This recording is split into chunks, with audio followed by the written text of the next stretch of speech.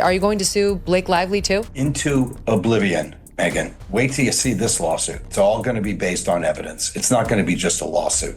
It's going to be the kind of lawsuit that is full of evidence, admissions, documents, which prove exactly what she did, because actually Blake Lively's publicist, Leslie Sloan, was planting stories negative to Justin.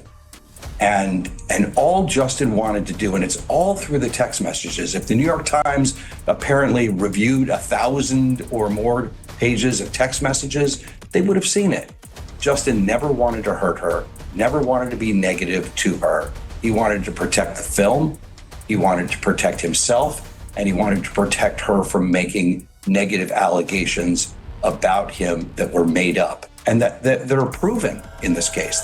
It started like any other live appearance, glamorous lights, practiced smiles, polite banter, but what no one expected was that Blake Lively, Hollywood's golden girl, would be left completely speechless in front of a live audience by one jaw-dropping comment. Right there on live television, Bryan Freedman, a man known for stirring chaos with a smirk, blurted something out that didn't just throw Blake off her game, it shattered it. You could literally feel the studio air freeze. It wasn't one of those moments where Blake could just flash her signature charm and laugh it off. This was different. Her face went still, eyes wide, lips slightly parted. The world saw it. This was real shock. With the New York Times, her publicist worked directly with the New York Times. They shared illegally obtained text messages. They shared those together. They concocted a complaint that they filed with the Civil Rights Division.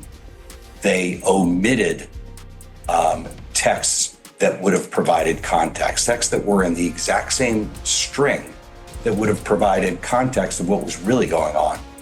And in fact, they actually removed emojis from texts that show that there was satire and there was joking around by the PR crisis agents. I mean, the PR crisis agent. For those watching, it was like watching a porcelain doll crack. That spark, that glow Blake always carried with her, gone, replaced with a look of disbelief. But not just disbelief, there was irony in her eyes too, as if even she couldn't believe someone had the nerve to say it out loud. In a world where every word is rehearsed and every reaction dissected, Blake's silence screamed louder than any sassy comeback ever could. Cameras didn't cut away. The audience didn't look away. Everyone saw that moment when Hollywood's sweetheart was totally disarmed, and it wasn't a scripted twist, it was raw, real. Okay, so this is an excerpt from my new favorite book, which is the website that Justin Baldoni published, all about his correspondence with Blake Lively. And this is one of my favorite excerpts with my new favorite Game of Thrones character, Blake Lively. Are you ready for it? And him serving it back to her is just as important. You don't usually see both the man and the woman with such agency and humor. Anyway, I can act it out for you next week to make sure it comes through. Or I can send it now. Let me know what you prefer. XX. To which Justin Baldoni responded, "Sorry, I was just crying my eyes out as kids and family just left for another 5 weeks and it was a shit show. Heart emoji, heart emoji, heart emoji." So what exactly happened? It was supposed to be just another live segment. You know, a little fun, a little glam, the usual celebrity PR dance, but Bryan Freedman wasn't here to play nice. With his usual sly grin, he leaned into the mic and dropped a comment that could only be described as a public grenade. And it wasn't just what he said, it was how he said it. That smug tone, the nerve. He knew exactly what he was doing. He brought up a topic so taboo, so whispered about in hushed Hollywood corners that Blake probably never thought she'd have to face it, let alone on live TV. Bryan Freedman, Justin Baldoni's attorney, has just shot back at Blake Lively's motion to dismiss. Blake is abusing the legal system. 3 exclamation points.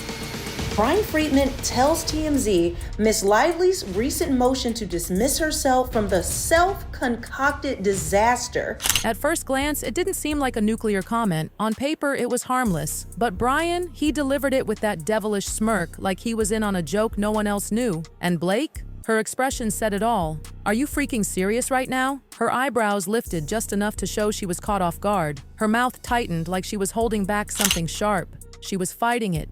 The urge to snap, to roll her eyes, to clap back.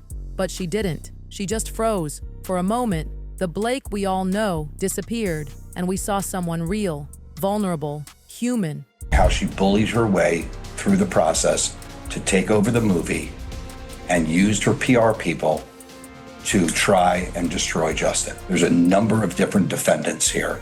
Stephanie Jones will be all over this complaint. That is the PR agent who was supposed to be working for Justin Baldoni. Leslie Sloan, who's another PR agent who will be part of this lawsuit. That was Blake Lively's.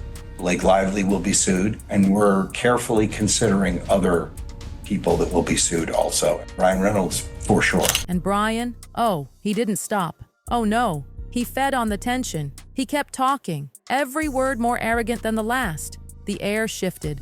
That friendly, buzzy vibe in the studio, gone, replaced by a thick electric stillness.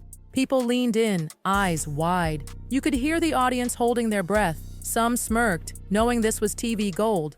Others, just stunned. This wasn't just another talk show moment. This was the kind of disaster that lives forever in headlines, memes, and internet think pieces. Blake, the queen of calm, was visibly rattled. Bryan Freedman, Justin Baldoni's attorney, has just shot back at Blake Lively's motion to dismiss. Blake is abusing the legal system. 3 exclamation points. Bryan Freedman tells TMZ Ms. Lively's recent motion to dismiss herself from the self-concocted disaster she initiated is one of the most abhorrent examples of abusing our legal system.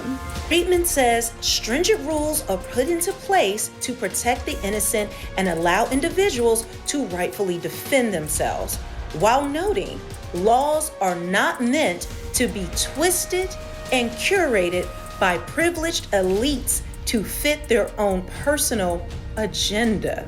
In his statement to TMZ, Freedman reiterated, as we said yesterday in response to Mr. Reynolds' same cowardly measures, we will continue to hold Ms. Lively accountable for her actions of pure malice, which include falsely accusing my clients of harassment and retaliation. Freedman summed it up by saying Blake's fantastical claims will be swiftly debunked as discovery moves forward, easily disproved with actual evidentiary proof. And behind the scenes, chaos, producers whispering frantically in earpieces, directors exchanging panicked glances. They knew it. This was the moment, one they didn't plan for, one they couldn't control. Blake plastered on a smile, but it was fake. It didn't touch her eyes. It was the kind of forced grin that said, "You're gonna pay for this later." If you could hear her inner monologue, it was probably pure sarcasm and fury. "Oh, nice one, Bryan, real professional." But she didn't lash out, she didn't clap back, and that's what made it so chilling. Instead of fireworks, we got silence. That silence, it was louder than any mic drop. Baldoni's the bad guy.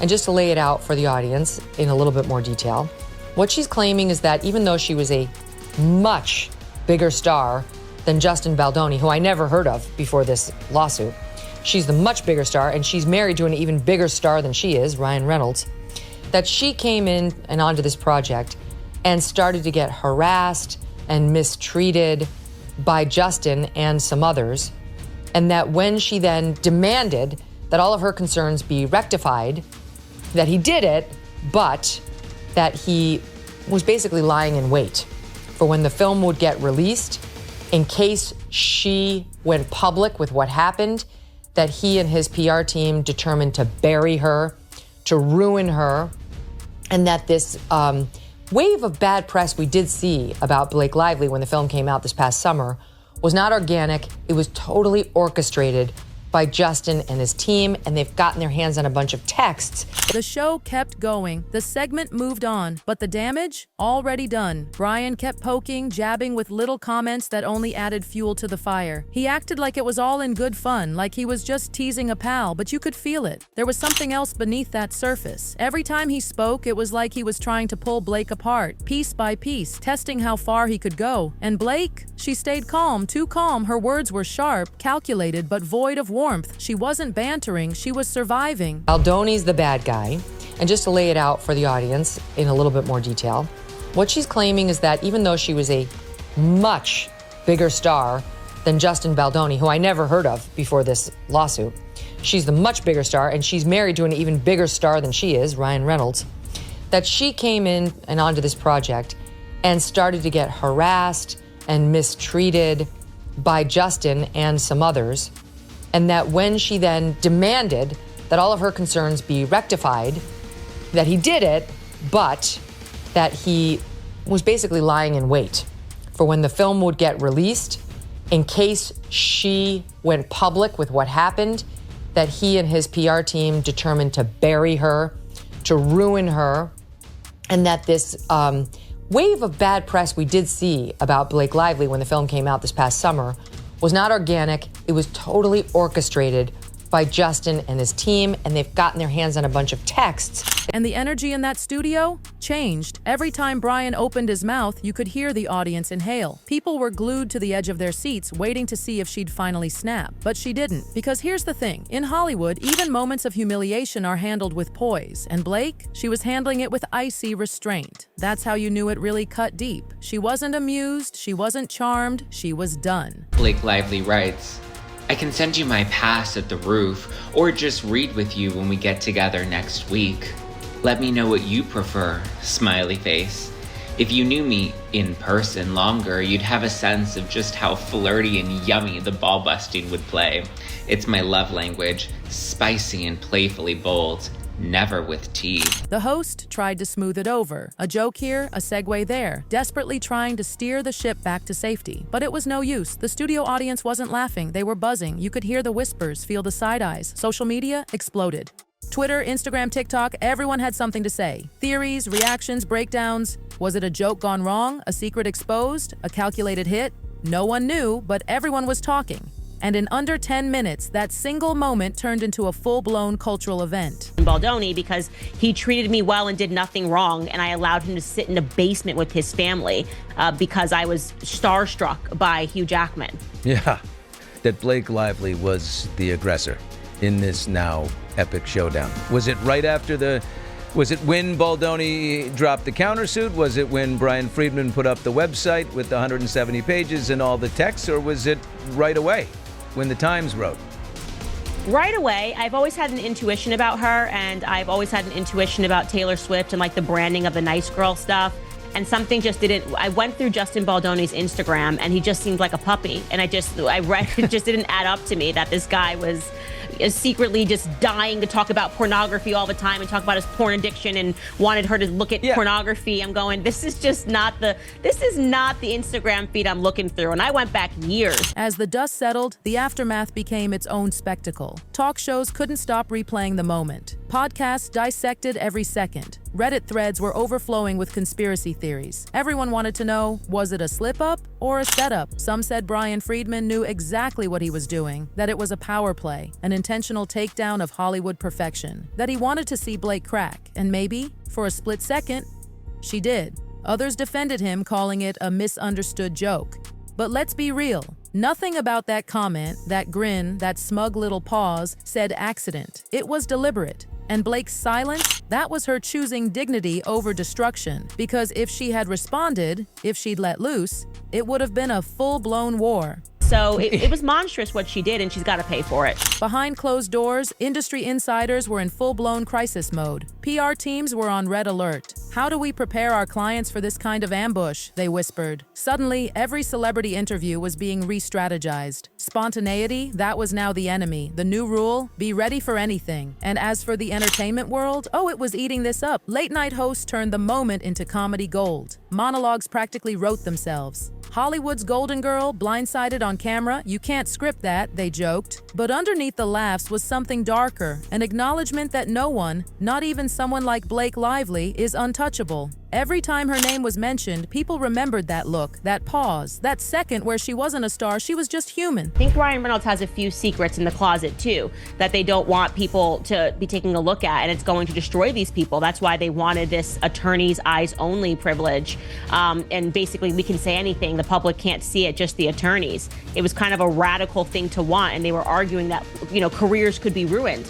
Well, what could be ruined? You might be a little embarrassed, but to ruin a career, there has to be some level of fraud in terms of how you're presenting yourself to the public and who you are in private. And so that kind of a desperate sort of a pleading, which was to do something that was abnormal and file for this attorney eyes only, which they didn't give them. He kind of half waited and said, like, yeah, according to like medical records, which is self-explanatory. But that lets me know that they're scared and they're not going to admit that until they lose the dismissals. And then I think they're going to want to settle. The entire episode became more than gossip. It became a case study, a moment that made people question what happens when you tear down the curtain and expose the real person beneath the glam. Bryan's smirk, his smug delivery, it didn't just rattle Blake, it disrupted her entire image. And the scary part? It worked. Blake, known for her composure, her grace, her quick wit, stood there, blindsided. And even though it lasted seconds, the impact has lasted weeks. It was a rare glimpse of reality in a world built on illusion. No big speech, no press release, just a flash of truth that was too real to ignore. That night didn't end with fireworks. There was no big confrontation, no dramatic storm-off. Just glances, nervous chuckles, tight smiles, and a thick, heavy silence that said more than words ever could. In the weeks since, the moment has only grown. Immortalized in memes, replayed in slow motion, debated in headlines, and what could have been a forgettable moment is now iconic, because sometimes the most unforgettable moments in live TV aren't the ones anyone plans, they're the ones no one sees coming. And Blake Lively, she just found herself at the center of one.